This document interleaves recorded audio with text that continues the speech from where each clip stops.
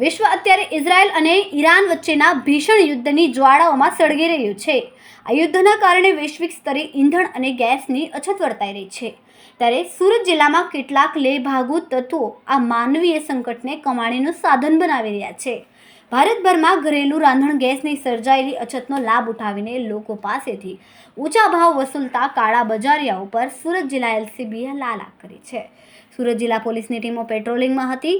તે દરમિયાન બાતમી મળી હતી કે કામરેજ તાલુકાના પરબ ગામે આવેલી ઓમ ઇન્ડસ્ટ્રીઝ એસ્ટેટમાં ગેસના બાટલાઓનું ગેરકાયદેસર વેચાણ થઈ રહ્યું છે. પોલીસે દરોડો પાડીને ઘટના સ્થળેથી 229 ભરેલા અને 153 ખાલી ગેસના બાટલા, 2 આઈસર ટેમ્પો, એક છોટા હાથી, મોપેડ અને બાઇકો, મોબાઈલ અને રોકડ રકમ કુલ 34,18,622 રૂપિયાનો મુદ્દામાલ જપ્ત કરીને સમગ્ર કૌભાંડનો પર્દાફાશ કર્યો છે. સુરત ગ્રામ્ય જિલ્લામાં રાંધણ ગેસના બાટલાઓનો ગેરકાયદેસર રીતે કાળાબજારી કરતા સંગ્રહખોરો અને વેચાણ કરતા ઈસમોને પકડવા માટે સુરત ગ્રામ્ય એલસીબીની ટીમ પેટ્રોલિંગમાં હતી.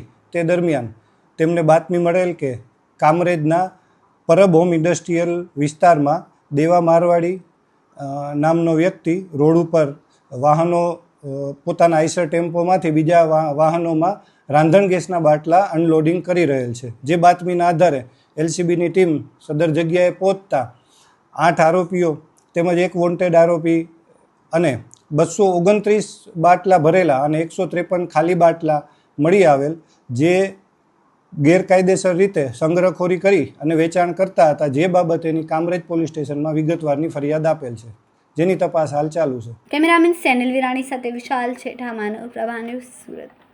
અમારા વિડીયોની નવી અપડેટ મેળવવા માટે સબસ્ક્રાઇબ કરો માનવ પ્રભા ન્યૂઝ ચેનલને. બેલ આઇકન ક્લિક કરો લેટેસ્ટ વિડીયો સૌથી પહેલા મેળવવા માટે.